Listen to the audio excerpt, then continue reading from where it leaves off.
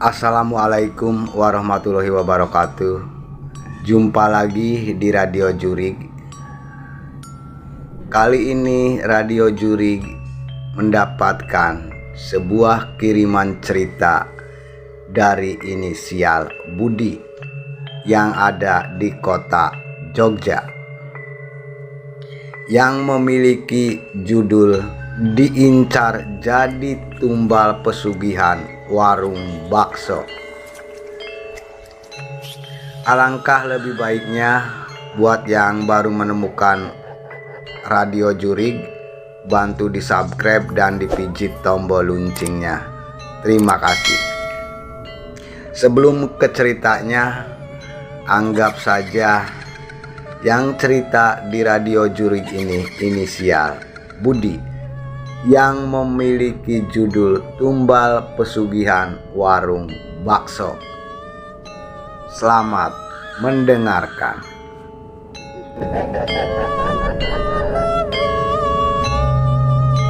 Ada yang aneh dengan saudara sepupuku yang bernama Budi. Setelah menghilang dari rumah selama 5 bulan, ia kembali membawa uang banyak. Anaknya yang jumlahnya 3 itu dibelikan motor masing-masing, sementara istrinya sekarang sudah bisa pamer gelang emas yang berderet-deretan di tangannya.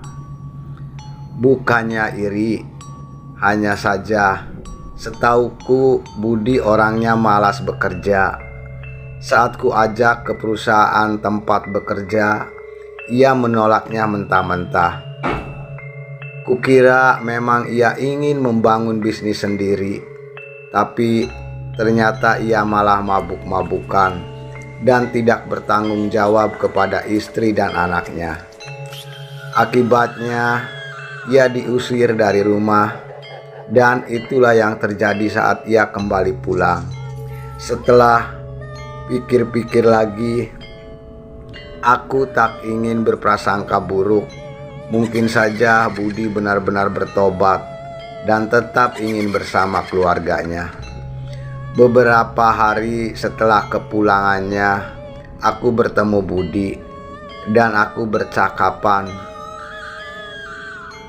Aku menyimpulkan kalau Budi sedang membuka warung makan, katanya.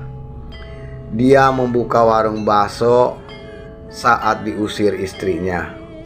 Sekarang dia mau membuka cabang di dekat rumahnya. Hari pertama dibuka, warung itu langsung ramai pembeli. Bahkan posisi bakso yang dijual sudah ludes 5 jam setelah dibuka.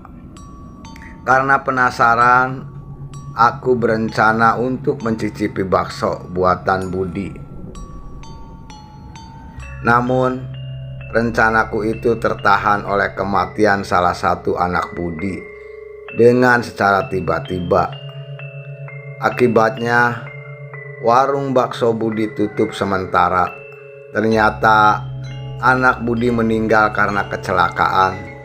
Namun anehnya tidak ditemukan darah di tempat kejadian. Motor yang dibelikan Budi itu pun juga masih utuh. Aneh sekali, pikirku. Keanehan tersebut semakin memuncak di kepalaku tak kala Budi melarang warga desa itu membacakan doa untuk anaknya. Kenapa kamu melarang mereka baca Yasin, Bud? Kan itu untuk kebaikan anakmu juga, tanyaku suatu hari. Budi lalu menjawab kasar, bukan urusanmu, katanya. Sejak saat itu aku curiga ada sesuatu yang disembunyikan Budi. Beberapa hari setelah kematian anaknya, Budi membuka warung baksonya lagi. Kali ini pembelinya semakin banyak, semakin ramai. Sampai-sampai orang harus mengantri terlebih dahulu sebelum menikmati semangkok bakso Budi. Aku semakin penasaran, ku coba datang ke warung Budi karena aku saudaranya. Aku diberikan tempat duduk langsung tanpa mengantri dari orang-orang berdesakan itu. Tak lama kemudian, Bakso yang kupesan sudah datang. Bau kuahnya sangatlah sedap. Bahkan sebelum datang ke mejaku, seketika itu aku langsung melahapnya. Gila, ini sih benar-benar enak, kataku sambil merasakan nikmatnya bakso Budi. Aku baru sadar akibat terlalu buru-buru. Aku jadi lupa berdoa sebelum makan. Belum terlambat kalau mau berdoa sekarang, kataku. Kemudian aku menaruh garpu dan sendok ke mangkok dan mulai berdoa. Setelah selesai berdoa, aku menemukan hal yang aneh saat mulai menyuapkan bakso itu ke mulutku. Rasanya kali ini benar-benar berbeda. Bakso yang sungguh nikmat tadi, kini rasanya seperti daging busuk. Kuahnya malah berasa seperti air rebusan yang dihasilkan dari sampah. Benar-benar tidak enak. Aku ingin muntah, tapi tak enak dengan Budi. Akhirnya aku buru-buru keluar dari warung itu dan mencari tempat sampah untuk memuntahkan isi perutku. Aku bingung setelahnya kenapa kok bisa terjadi hal seperti ini. Padahal pembeli yang lain seperti tak masalah.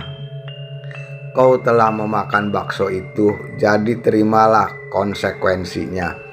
Kalau kau akan mati 7 hari lagi, ucap seorang algojo yang wajahnya rata. Aku terbangun dari tidurku.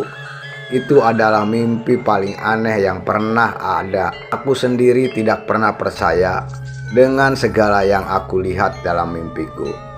Tapi jujur saja, mimpi barusan agak membuatku takut. Dan anehnya, mimpi itu terus datang kepadaku seperti menghitung mundur hari. Selanjutnya algojo itu mengatakan aku hanya punya 6 hari lagi. Seterusnya sampai 3 hari berturut-turut. Lambat laun aku mulai sadar kalau itu bukan sembarangan mimpi. Akhirnya aku memutuskan untuk menemui guru spiritual keluargaku untuk bertanya perihal mimpiku. Dik, kamu sedang kena guna-guna. Kamu sepertinya akan dijadikan tumbal oleh seseorang yang melakukan pesugihan, kata guruku. Sontak aku kaget mendengar hal itu. Seingatku, aku tak pernah sekalipun punya masalah dengan orang lain. Terlebih dendam. Guru spiritualku kemudian menyarankan aku untuk beribadah di hari ke-7 kematianku, sesuai kata algojo. Pada malam itu, bacalah ayat kursi sebanyak 100 kali semalaman. Jangan lupa juga untuk membaca kalimat tasbih sebanyak 100 kali juga. Kamu harus melawan kekuatan jahat itu, katanya. Pada hari ke-7 aku lalu melakukan ibadah sesuai arahan guruku tersebut. Aku berdiam diri di kamar sambil membaca ayat kursi dan kalimat tasbih. Sempat aku mendapat gangguan, mulai dari jendela yang bergetar hingga kursi yang pindah dari tempatnya. Namun aku bergeming. Aku tidak ingin kalah dari kekuatan jahat itu. Pada akhirnya aku selesai membaca ayat-ayat tersebut saat azan subuh berkumandang. Sejak saat itu mimpi itu sudah tak pernah muncul lagi di tidurku. Akan tetapi keanehan justru terjadi pada keluarga Budi. Warung tiba-tiba jadi sepi, bahkan kini tak ada lagi yang berkunjung ke warungnya tersebut. Motor dan perhiasan yang dibelikan Budi untuk anak istrinya terpaksa dijual untuk memenuhi kebutuhan. Kabar terakhir Budi lumpuh dan hanya bisa berbaring di ranjang. Katanya ia terkena stroke seluruh badan sehingga tidak bisa lagi berjalan dan berbicara. Tapi yang jadi pergunjingan warga sempat menjenguknya adalah ada yang melihat seorang algojo berwajah rata yang berdiri di sebelah ranjang Budi. Dan akhirnya Yang terakhir, Budi pun menjadi tumbal warung baksonya sendiri. Itulah cerita dari Budi yang ada di kota Jogja. Semoga bisa menghibur teman Radio Jurig semuanya. Radio Jurig butuh dukungannya, yaitu dengan cara di-subscribe dan dipijit tombol loncengnya. Terima kasih. Cerita dari Budi yang ada di kota Jogja yang memiliki judul Pesugihan Warung Bakso. Semoga bisa menghibur semuanya, dan alangkah lebih baiknya di-subscribe dan dipijit tombol loncengnya. Terima kasih. Agar bisa mengikuti Radio Jurig dengan cerita-cerita yang lebih seram dan lebih mistis lagi. Kami mengakhiri video ini dengan mengucapkan selamat beraktivitas dan tetap semangat. Hantu itu ada di belakangmu.